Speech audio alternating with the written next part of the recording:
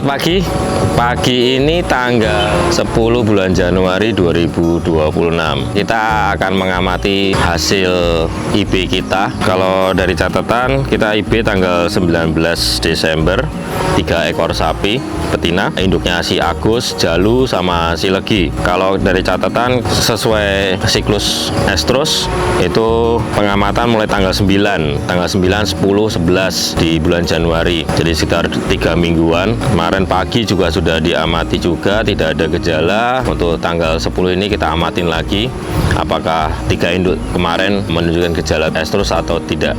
Oke, kita coba masuk ke kandang sana sambil diamatin yang lain juga ada atau tidak sapi betina yang lain yang birahi atau estrus. Kemarin ada si Desi kemarin lahir tanggal 30 Desember, itu juga nggak ketahuan, lahir normal lancar, langsung minum ASI kolestrum dari si induknya, padahal induknya itu baru pertama kali beranak. Tuh, usia sekitar 2,5 tahun. Nanti kita coba amatin. Oke, lanjut.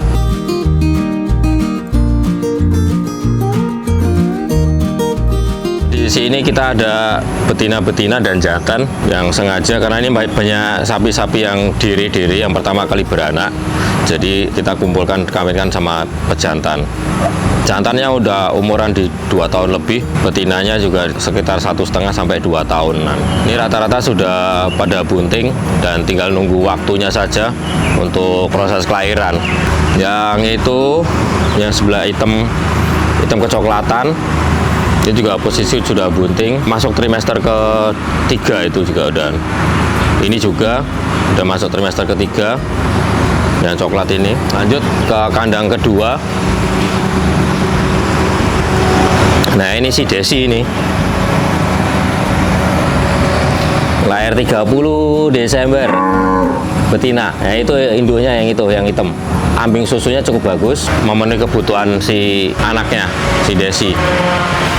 Terus yang ini tiga ekor betina ini juga 2 ekor posisinya masih diri, jadi baru sekali beranak, akan beranak ini nanti, itu sudah mendekati.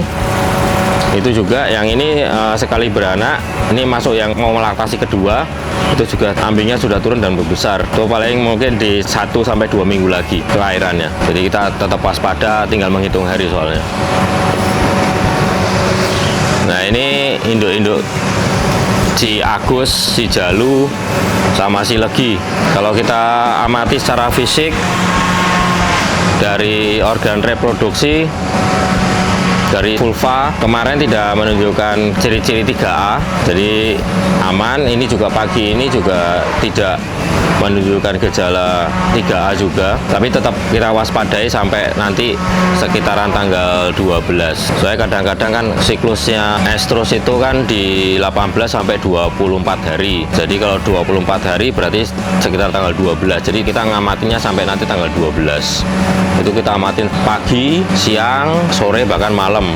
Karena di sini juga ada yang jaga 24 jam. Jadi yang pagi itu diamatin sama yang memberi makan. Terus kalau yang malam juga yang memberi makan sama yang jaga malam. Itu mereka kami berikan tugas untuk mengamati apakah ada gejala birahi atau ada yang beranak. Untuk teman-teman peternak yang di rumah juga sama.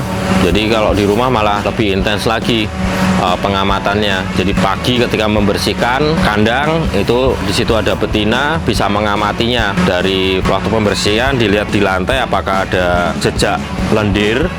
Terus ketika ada, kita lihat juga di sekitar pantat apakah juga ada bekas lendir atau bahkan keluar lendir. Yang paling mudah itu ketika dia lagi depro atau duduk tidur, yaitu biasanya lendir akan keluar. Jadi setiap hari diamatin pagi, siang, malam, itu lebih intensnya seperti itu. Mudah-mudahan kalau kita amatin setiap hari pasti akan ketemu kapan sih mulai birahinya dan kapan nanti waktu yang tepat untuk diinseminasi atau dikawinkan seperti itu. Yuk kita mulai ngamatin yang ini. yang induknya si Agus. Induk si Agus dari vulva biasa saja, tidak ada jejak lendir, dan dia posisi makan normal. Biasanya kalau sedang biraya atau estrus itu makannya kurang atau tidak nafsu makan dan sering mengeluarkan suara yang melenguk rendah panjang. Induk si Jalu juga sama, tidak menunjukkan gejala 3A juga. Ini yang induknya si Jalu, itu induknya si Legi. Induk si Legi tadi juga tidak teramati, ada jejak-jejak lendir juga nggak ada. Mudah-mudahan aman lah nanti sampai pengamatan berikutnya sekitar di tanggal 30-31 sampai nanti kita pengamatan di awal bulan Februari. Pengamatan 3 kali siklus. Kalau 3 kali siklus kan sekitar 60 hari, 63 hari. Udah usia 2 bulan. Nanti kita coba untuk PKB di 2 bulan setengah. Ini juga nggak ada sifat-sifat birainya, nggak ada. Tingkah lakunya normal-normal saja semuanya. Oke. Nanti selanjutnya kita pengamatan di tanggal 30 sampai tanggal 2 Februari untuk 3 ekor ini, dan juga nanti ada pengamatan lagi untuk yang di sebelah sana. Nanti di akhir bulan juga kita lakukan palpasi untuk pemeriksaan kebuntingan untuk yang muda-muda baru trimester pertama sekitar 2-3 bulan.